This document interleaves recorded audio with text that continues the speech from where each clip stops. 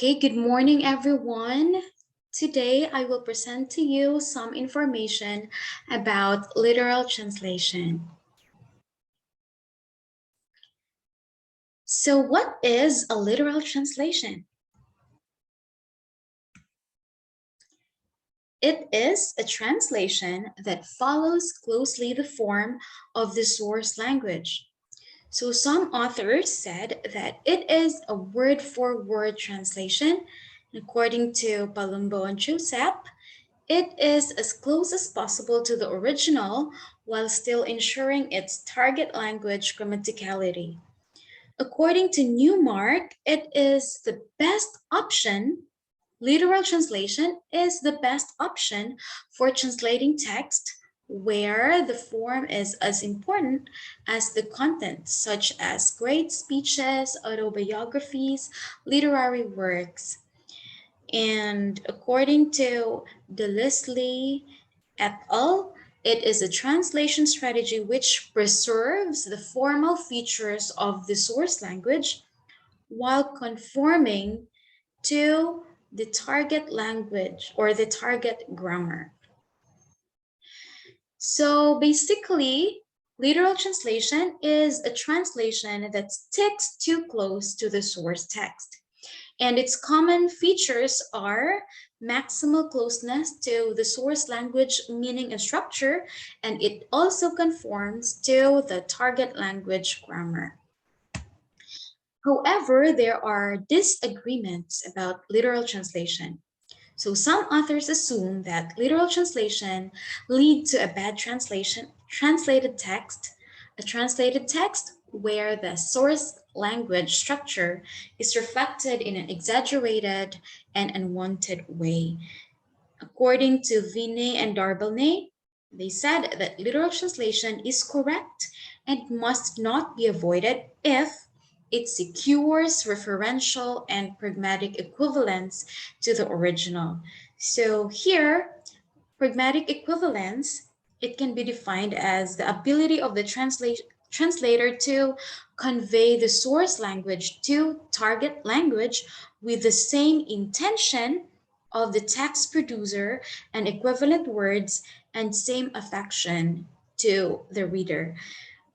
Here, literal translation can be used when other techniques have failed.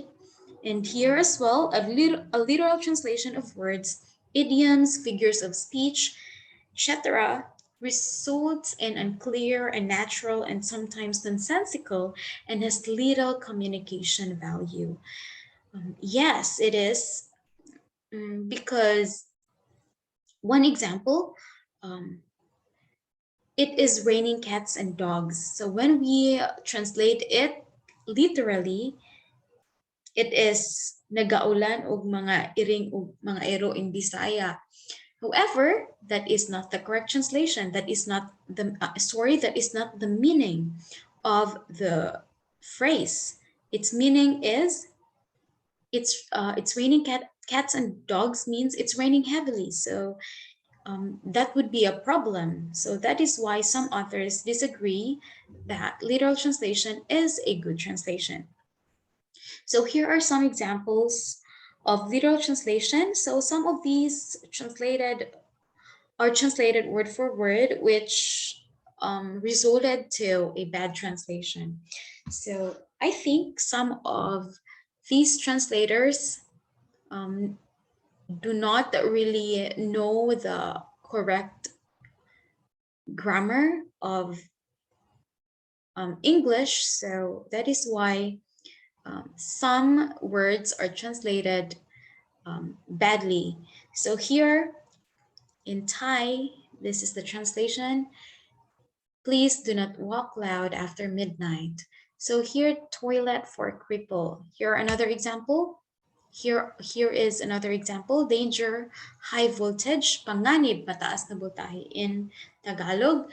And notice, no entry unless authorized. Abiso, bawal pumasok paliban kung may pahintulot.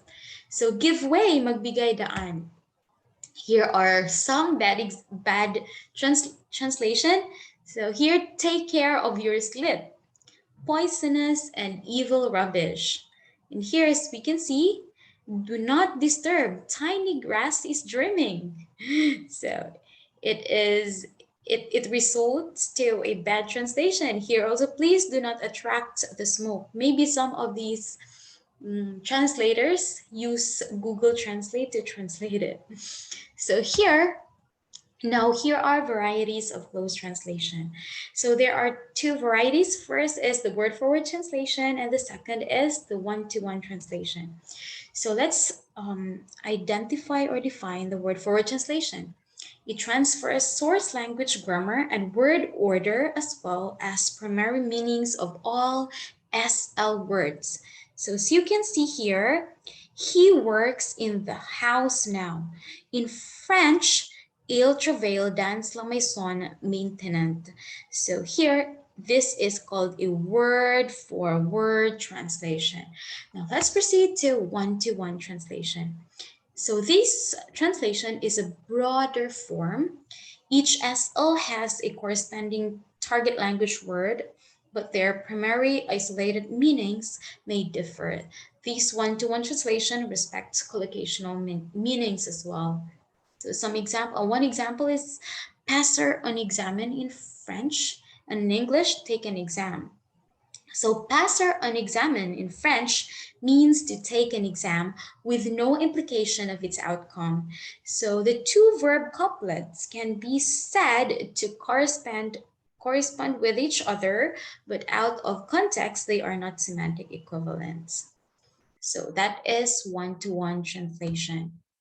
So here are more examples: one word to one word, collocation to collocation, clause to clause, sentence to sentence. So now let's proceed to translation of poetry. So translation of poetry is an acid test showing the challenging nature of translating. Yes, I think you already experienced translating a poem. It is really a challenge to translate a poem, right?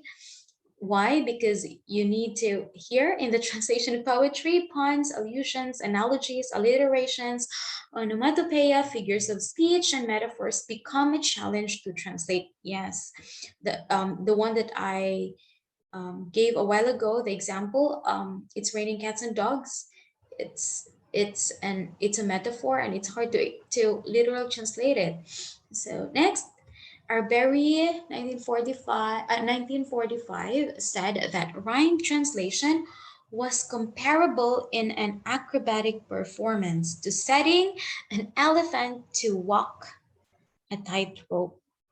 So imagine that it is really hard to translate a poem, especially when you need to rhyme it. Okay, so next, according to Newmark, the translation of poetry is the field where most emphasis is normally put on the creation of a new independent poem and where literal translation is usually condemned. Yes, because as we can see, most of the poems have cultural, aesthetic, literary, and metaphors, allusions. So it is really hard to translate if literal. Okay, next. Here we can see the linguistic, literary, and aesthetic sociocultural problems in poetry. So we need to really observe the linguistic, the literary, and aesthetic, as well as the sociocultural problems, sociocultural words. Here, the translator must examine first whether the meaning is the same and find the deep underlying structure. Yes, you need to really find the deep underlying structure of the poem, of the words. Next, find logical subject and specific verb. Reconstruct the structure in the target language as closely as possible to the original structure. And structure of each phrase or clause should be examined clearly. So when we translate, we need to really examine clearly the words, the sentences, the clauses. Here, the linguistic problems, this linguistic problem include the collocation and obscured syntactic structure.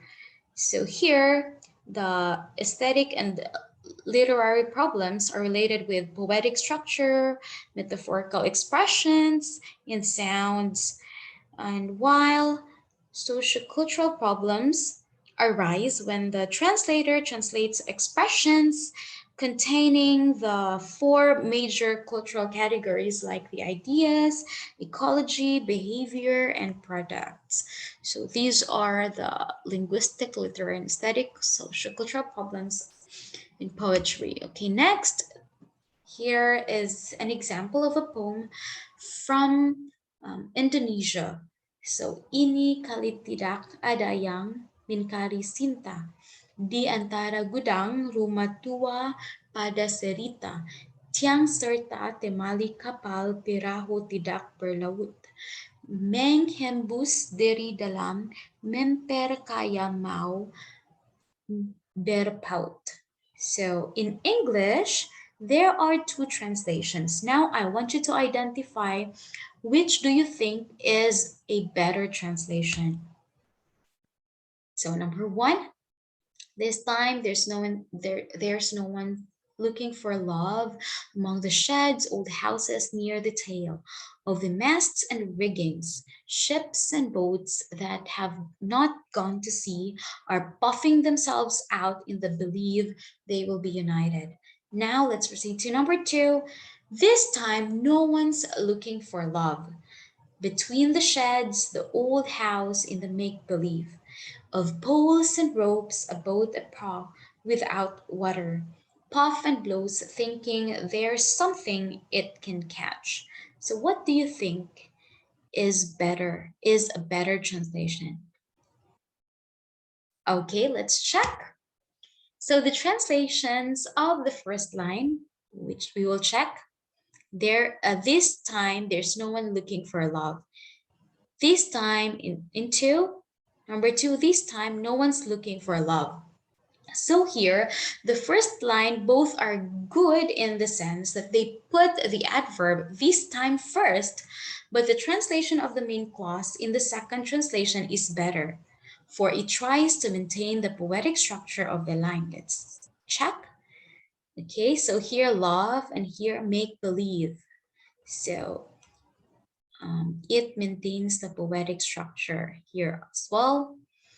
Okay, let's check. The further we read the lines, the better we can catch the importance of maintaining the structure as an attempt to maintain the beauty of the poem. And finally, we may agree that the second translation is more successful in maintaining the poetic structure.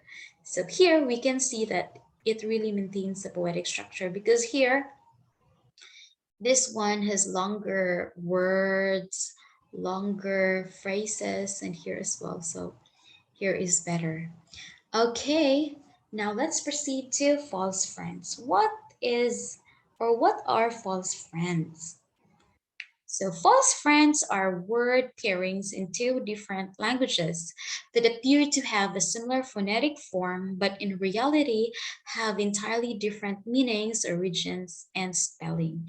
In other words, false friends, they have similar in sounds, but different in meanings. For example, polish. Polish. So in Polish, they have this word actually, which also have the same sound in English, actually, right? Actually. So these has different this has same sound but different meaning. Actual meaning in Polish is currently, but actually meaning in Polish is lasciwi. So it means they have different meaning. So here are Polish and Czech, German, English. Here, in German, gift means poison. So we need to be careful.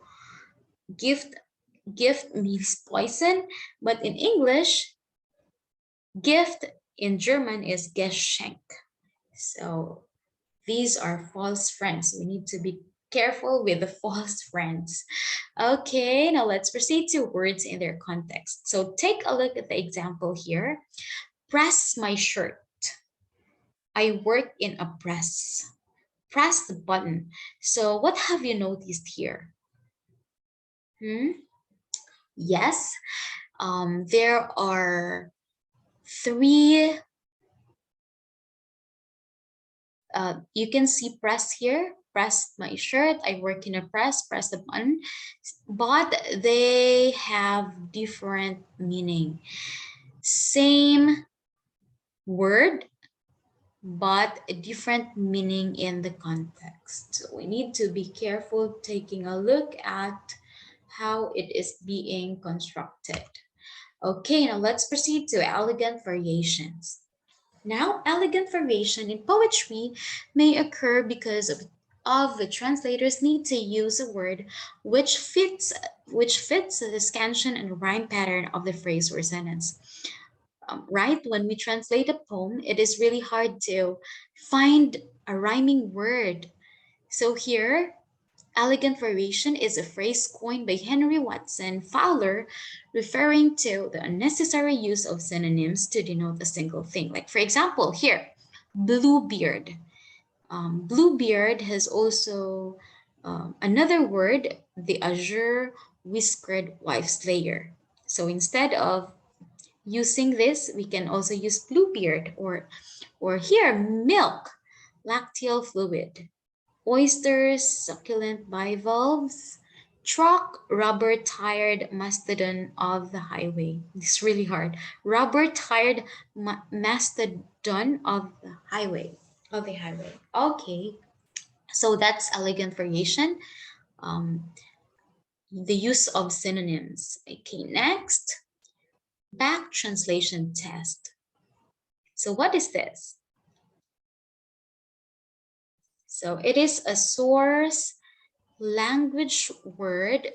A source language word should not be translated into a target language word which has another obvious one-to-one equivalent in the source language.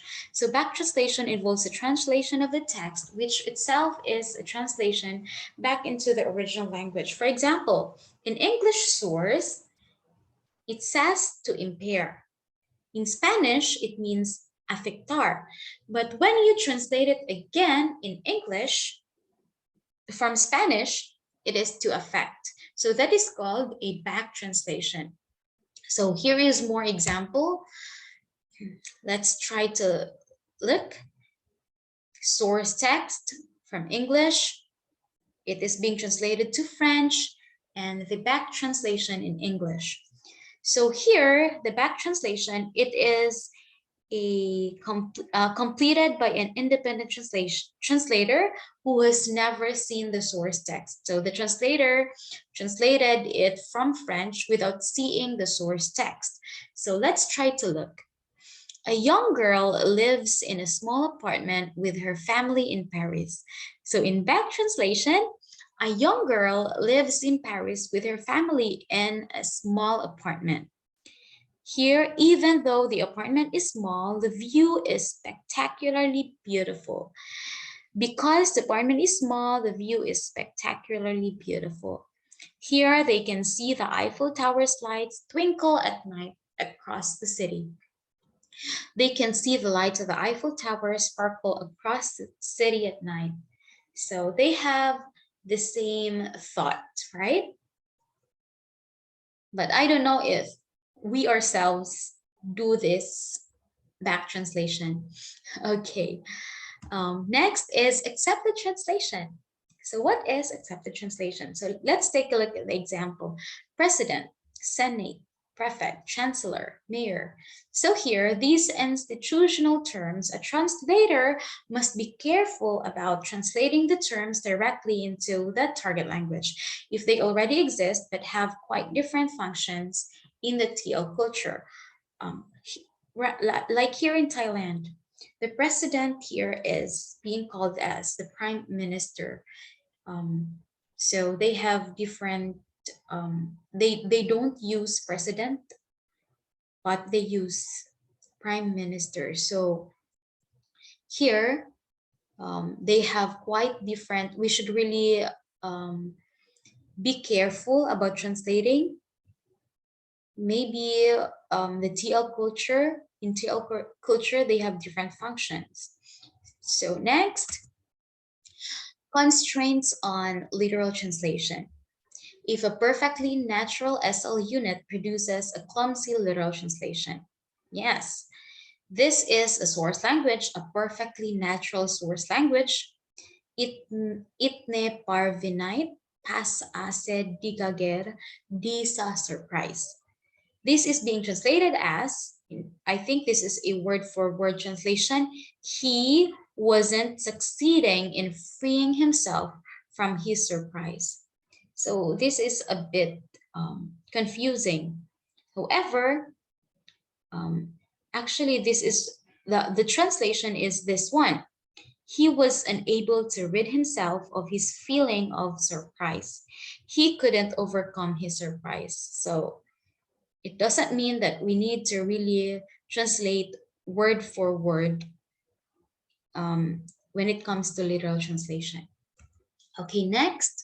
So this is one example that I typed. The coming king is at the door, who wants the cross for sinners bore, but now the righteous ones alone, he comes to gather home.